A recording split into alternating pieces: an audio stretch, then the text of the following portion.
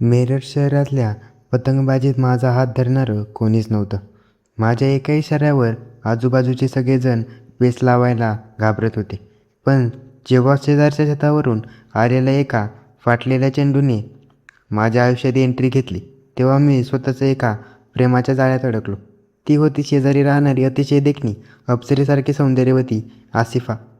एकाच गाडीत डोंगराच्या त्या अथांग एकांतात मागच्या सीटवर जेव्हा आमच्या श्वासांची उष्णता मर्यादा ओलांडत होती, तेव्हा मला माहीत नव्हतं की या गुपित सुखाच्या मागे पुढे काय लिहिलं आहे. आमच्या या बेधुंद प्रवासाला कोणतं वळण नवीन मिळालं होतं आणि त्या रात्री आमच्यात नक्की काय घडलं, हेच आज आपण या खळबळत्या कथेत पाहणार आहोत. माझं नाव सुमित. मी उत्तर प्रदेशातील मेरठ शहरात राहतो. माझ्या सहसहित वयात मला एकच नाद होता, तो म्हणजे पतंगबाजी. आमच्या वस्तीत पतंग उडण्यात माझा हात कोणीच धरू शकत नव्हतं. माझं पिळदार शरीर आणि पतंग उडवण्याची ती वेगवान चालढाल पाहून मी जेव्हा छतावर यायचो, तेव्हा आजूबाजूचे सगळेजण माझ्याशी पेच लावण्यात नकार द्यायचे. आमच्या शेजारच्या घरात एक मुलगी राहायची, आसिफा.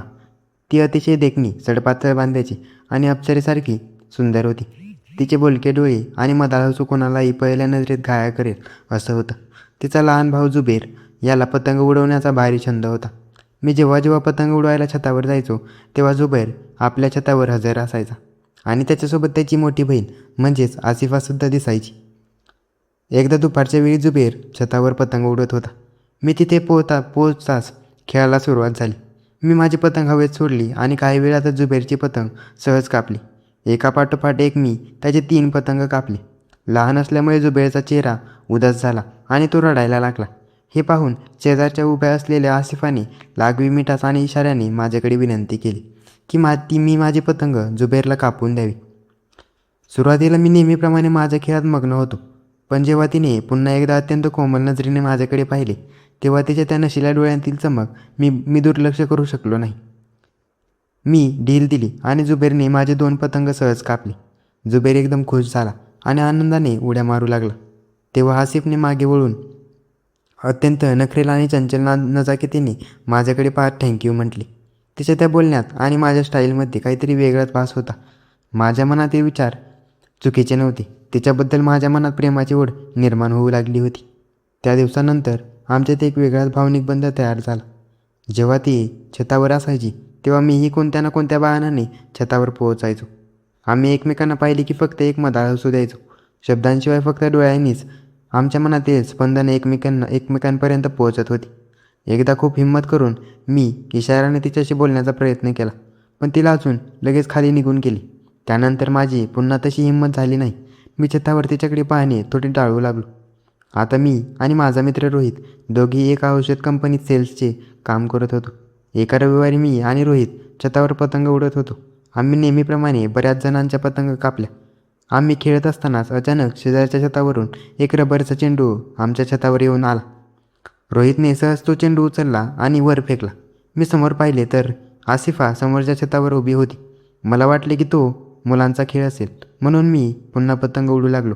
पण थोड्याच वेळात तो चेंडू पुन्हा एकदा आमच्या छतावर आला आणि थेट माझ्या पायालाच लागला.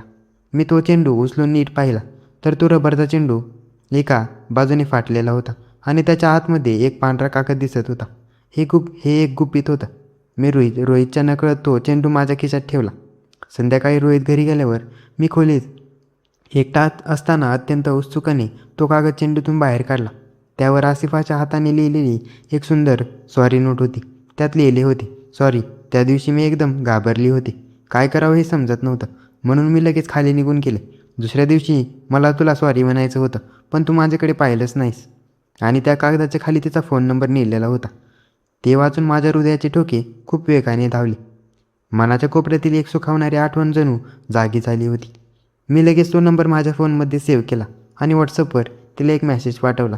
त्या रात्री मेसेजला डबल टिक आले नाही, म्हणून मी वाट पाहत पाहत तसाच झोपी गेलो. दुसऱ्या दिवशी सकाळी जेव्हा मी डोळे उघडले, तेव्हा स्क्रीनवर एक गुड मॉर्निंगचा मेसेज आलेला होता. मला असं स्वप्नात अनुभव येत होता की जणू भोळ्यानाथाने माझी प्रार्थना ऐकली होती. त्यानंतर आमचा संवाद सुरू झाला. आम्ही संपूर्ण वेळ एकमेकांशी चॅटिंगवर बोलायचो. जेव्हा आम्ही छतावर असायचो, तेव्हा या शब्दांऐवजी इशाऱ्यांनीच आमच्यात जवळीक वाढू लागली होती. मी तिच्या प्रेमात पूर्णपणे धुंद झालो होतो आणि तीही माझ्याकडे आकर्षित झाली होती. आमचा हा प्रेमाचा अनोखा प्रवास आता एका सुंदर वळणावर येऊन पोहोचला होता. व्हॉट्सअपवर आमचं बोलणं सुरू झाल्यापासून आमच्या मनातील ओढ अमर्याद वाढली होती. रात्रभर अगदी 1-2 वाजेपर्यंत आम्ही एकमेकांशी चॅटिंगवर बोलत राहायचो. आमचं ते रोमॅन्टिक बोलणं आणि ती चॅट आमच्यातील अंतरांना हळूहळू मिटवत चालली होती. आसिफच्या मनात माझ्याबद्दल नक्की काय भावना आहेत हे मला तिच्या शब्दांतून जाणवू लागलं होतं. वेळ निघत गेला आणि अखेर मी तिला प्रत्यक्ष भेटण्याचा बेत आखला.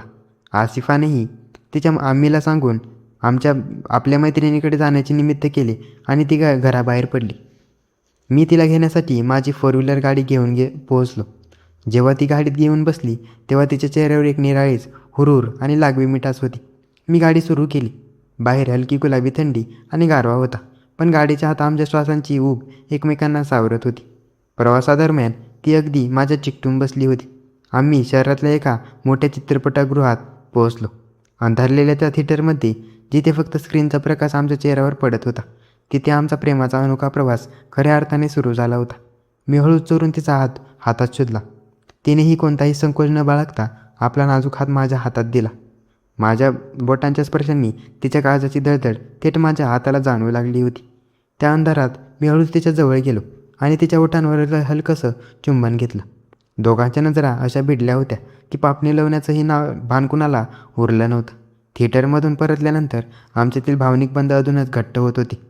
मी त्या रात्री तिला अधिकृतपणे प्रपोज केलं आणि तिनेही अत्यंत लाजून होकार दिला. आता आमची ओढ शिगेला पोहोचली होती. काही दिवसानंतर तिने पुन्हा एकदा तिच्या मैत्रिणीची मदत घेतली आणि माझ्याशी भेटायचं ठरवलं. यावेळी मला माहीत होतं, मला तिच्या प्रेमाची पूर्ण खात्री द्यायची होती आणि तिच्या मनातले विचारही तेच होते. मी पुन्हा गाडी घेऊन गेलो आणि तिला घेऊन आमच्या शहराबाहेर असलेल्या एका डोंगराच्या साईडला गेलो. तिथलं वातावरण अतिशय रम्य आणि शांतच होतं. आम्ही गाडीतून उतरलो आणि एक विशाल झाडाच्या सावलीत खाली बसलो. निसर्गाच्या त्या अथांग एकांतात आम्ही दोघेच होतो. मी हळुवारपणे तिच्या गळ्यात हात टाकला तेव्हा तिच्या नाजूक शरीरात जणू विजेचा करंट धावावा तसं झालं आणि तिने आपले डोळे गच्च मिटून घेतले होते. तिने तिची मान माझ्या खांद्यावर ठेवली. तिच्या केसांचा तो मोगऱ्याचा सुगंध मला अधिकच बेधुंद करत होता. मी हळूच माझ्या हाताने तिच्या पाठीवर आणि मऊशार केसांवरून हात फिरवला. जाताना मी तिला एक घट्ट मिठी मारली. शब्दांनी जे सांगता येत नव्हतं ते माझ्या एका मिठीने सांगून टाकलं होतं. ती मिठी मारून मी तिला तिच्या मैत्रिणीच्या घरी सोडले खरे, पण आमच्या दोघांच्या मनात एकमेकांना पुन्हा भेटण्याचा हव्यास निर्माण झाला होता. पुढच्या काही दिवसातच आम्ही पुन्हा त्याच डोंगरावर आमची मोठी गाडी घेऊन गेलो. दोघांच्या त्या उंच उंच टेकडीच्या टोकरावर गाडी लावून आम्ही शांत बसलो होतो. सुरुवातीला आम्ही खूप गप्पा मारल्या, एकमेकांच्या डोळ्यात पाहत मनातल्या भावना व्यक्त केल्या, पण हळूहळू खोलीतल्या शांततेसारखं गाडीतही एक वेगळाच ओलावा आणि मादकता पसरू लागली होती. मी तिच्या अधिक जवळ गेलो आणि तिच्या कानाच्या पाळीजवळ काही कुजबूज सोडली. पण तू फक्त माझी आहेस आणि तिचं सर्वांग शहारलं. मी तिच्या मानेवर एक हलकंसं चुंबन घेतलं. तिच्या मानेजवळ माझ्या श्वासाची उष्णता इतकी वाढली होती की तिला स्वतःच्या अस्तित्वाचाही विसर पडला होता. आम्ही पुढच्या सीटवरून मागच्या मोठ्या सीटवर गेलो. तिथे गेल्यावर आम्ही एकमेकांना एक घट्ट विळख्यात कवटाळले. तिच्या नाजूक आणि लवचिक हातांनी माझ्या पाठीवर घट्ट पकड घेतली होती, जणू तिला तो क्षण कधी संपूच द्यायचा नव्हता. तिच्या डोळ्यात एक अशी नशा आणि उत्कंठा होती की मी स्वतःला पूर्णपणे तिच्या स्वाधीन करण्यातच धन्यता मानली. दोघांच्याही मनातील संयमाचा बांध आता सुटत चालला होता आणि प्रेमाची ही तृष्णा आता अमर्याद होत चालली होती. डोंगराच्या त्या उंच टेकडीच्या टोकावर आमची मोठी गाडी उभी होती. बाहेर निसर्गाची एक भयान शांतता पसरली होती, पण गाडीच्या आत आमच्या श्वासांची उष्णता एका वेगळ्या ज्वलनशील ऊर्जेत बदलत होती. आसिफाच्या डोळ्यात एक अशी नशा आणि उत्कंठा होती की मी स्वतःला पूर्णपणे त्याचे स्वाधीन करण्याचं धन्यता मानली. जेव्हा आम्ही दोघं पुढच्या सीटवरून मागच्या मोठ्या सीटवर गेलो तेव्हा आमच्यातील संयमाचा बांध पूर्णपणे फुटत होता आणि ओढ मात्र शिगेला पोचली होती. मागच्या सीटवर येताच मी तिला माझ्या मिठीत घट्ट ओढलं. तिने आपले दोन्ही हात माझ्या कमरेभोवती घट्ट ओढले, जणू तिला खात्री करून घ्यायची होती की हे सगळं स्वप्न तर नाही. तिच्या नाजूक हातांनी माझ्या पाठीवर घट्ट पकड घेतली, जणू तिला तो क्षण कधी संपू द्यायचा नव्हता. आम्ही दोघे इतके जवळ होतो की 2 शरीरं नसून एकच जीव असल्याचा भास होत होता. तिच्या केसांचा तो मोगऱ्याचा सुगंध मला अधिकच बेधुंद करत होता. मी हळूच माझी बोटं तिच्या मऊशार आणि रेशमी बटावरून फिरवू लागलो. मी तिच्या कानाच्या पाळीजवळ आणि माझी कुजबूज सोडली. आज तू फक्त माझी आहेस. आणि ते माझं ते बोलणं ऐकून तिच्या सर्वांग शहारलं. तिने लाजीने आपला चेहरा माझ्या खांद्यावर लपवून स्वतःला पूर्णपणे झोकून दिलं. तिच्या मानेवर माझ्या श्वासांची उष्णता इतकी वाढली होती की तिला स्वतःच्याही अस्तित्वाचाही विसर पडला होता. मी हळूच तिची हनवटी वर उचलली. तिचे थरथरणारे ओठ बरंच काही बोलूसा पाहत होती, पण शब्दांऐवजी फक्त सुस्कारे बाहेर पडली. तिच्या ओठांवरची ती हलकी लाली आणि माझी ती बेधुंद नजर. त्या रात्री वेळही आपली वाट विसरली होती. दोघांच्या ओठांमधलं अंतर जेव्हा मिटलं तेव्हा जणू विश्वातील सर्व शक्ती एक जागी एकटवली होती. तिच्या ओल्या ओठांची ती चव मला स्वर्गापेक्षाही सुंदर सुखाची जाणीव करून देत होती. माझ्या रांगड्या स्पर्शात एक अशी माया होती जी तिला पूर्णपणे सुरक्षित ठेवत होती. तिने तिच्या नाजूक हातांनी माझ्या मानेला विळखा घातला आणि स्वतःकडे अजूनच झुकवून दिलं. माझ्या हस्तस्पर्शाने तिच्या मखमली त्वचेवर आनंदाची शहारे उमटली आणि तिने आपले डोळे गच्च मिटून घेतले. गाडीच्या अंधारात फक्त आमच्या श्वासांचा लयबद्ध आणि वेगवान आवाज येत होता, जो शब्दांशिवाय बरंच काही सांगून जात होता. दोघांच्या श्वासांची उष्णता एकमेकात मिसळत होती, जणू बर्फाला आगीचा स्पर्श व्हावा आणि सर्व काही तिथेच विरघळून जावं. रात्र वाढत होती आणि आमच्यातील जवळीक सर्व सीमा ओलांडत होती. तिच्या पाठीवरून जेव्हा माझे हात फिरले तेव्हा तिच्या प्रत्येक श्वासासोबत माझी ओढ अमर्याद वाढत होती. तिने माझ्या शर्टची कॉलर हळूच पकडली आणि मला आपल्या इतक्या जवळ घेतलं.